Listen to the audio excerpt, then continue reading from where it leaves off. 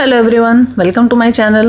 Friends, ગઈકાલે મેં તમને બતાવ્યું હતું કે ફરાળી ટોસ્ટ કેવી રીતે બને. આ મેં કેક રસ્ક બનાવ્યા છે. તમે જુઓ કેટલા સરસ કેક રસ્ક બન્યા છે અને તમે આવી રીતે એને પેક કરીને સેલ કરી શકો છો.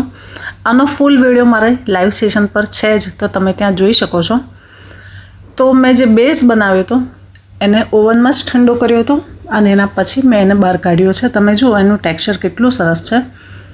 અને ઓવનમાં અંદર જ રાખ્યું હતું જ્યાં સુધી ઠંડુ થયું ત્યાં સુધી, એટલે એની જાતે જ ઉપર અને નીચેથી થોડો વધારે ડ્રાય થઈ ગયો છે. તો જ્યારે આપણે એને ફરીથી સેકન્ડ ટાઈમ બેક કરીશું તો ઇઝી થઈ જશે. તમે એનું ટેક્સચર જુઓ કેટલું સરસ છે. આનો ફ્લેવર બહુ જ ફાઇન છે. આપણે આ ઘીથી બનાવ્યા હતા અને ફરાળી લોટથી બનાવ્યું છે.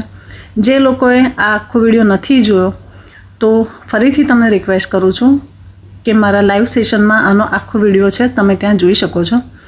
ઓવનને મેં પ્રીહીટ કરવા મૂકી દીધું છે અને આપણે આ જે બધી સ્લાઇસ છે એને બેક કરીશું. તમે જુઓ એક જ સરખી બનાવી છે બધી સ્લાઇસ, ના જાડી ના પાતળી. અને મિડલ રેક પર આપણે એને રાખીશું. બંને રોડ ઓન રાખવાની છે. ટાઈમ આપું છું 30 મિનિટનો અને 150 ડિગ્રી પર મેં એને બેક કરું છું. 30 મિનિટ સુધી આપણે એને બેક કર્યા પછી ઓવનને સ્ટે ઓન પર જ રાખવાનું છે અને આપણી બધી સ્લાઇસને ફરીથી આપણે પલટાઈ દઈશું. બધી સ્લાઇસ આપણે પલટાઈ દઈએ એ પછી આપણે એને ફરીથી 30 મિનિટ માટે બેક કરીશું. ફ્રેન્ડ્સ, જ્યાં સુધી આપણે આ પ્રોસેસ કરીએ ત્યાં સુધી ઓવનને બંધ નથી કરવાનું. એને સ્ટે ઓન પર તમારે રાખવાનું છે જેથી એનું ટેમ્પરેચર જળવાયેલું રહે. અને હવે ફરી એને ટાઈમ આપીશ 30 મિનિટનો. બંને રોડ ઓન છે અને હવે હું એને બેક કરું છું 160 પર, કેમ કે એનો કલર સરસ આવી ગયો છે પણ મને થોડો લાઇટ લાગતો હતો એટલે મેં 160 પર સેકન્ડ ટાઈમ 160 ડિગ્રી પર કર્યું છે. તમે જુઓ આપણા કેક રસ્ક એકદમ સરસ બનીને રેડી છે. તમે એનું ટેક્સચર જુઓ, હું તમને એને તોડીને બતાવું. એકદમ ક્રિસ્પી છે,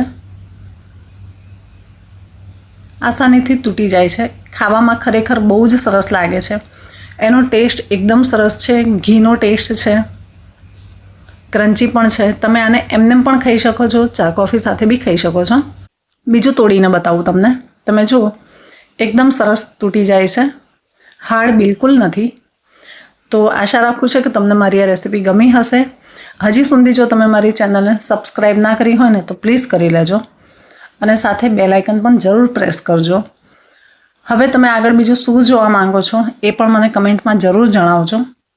મેં આવી રીતે એક પ્લાસ્ટિક કન્ટેનર લીધું છે ડિસ્પોઝેબલ અને એની અંદર આપણે બધા પેક કરીશું. ફ્રેન્ડ્સ, આજ સુધીમાં તમે ઘણી બધી ટોસ્ટ અને રસની રેસીપી જોઈ હશે, પણ ફરાળી ટોસ્ટ કે રસની રેસીપી નહીં જોઈ હોય જે મેં તમારી સાથે શેર કરી છે.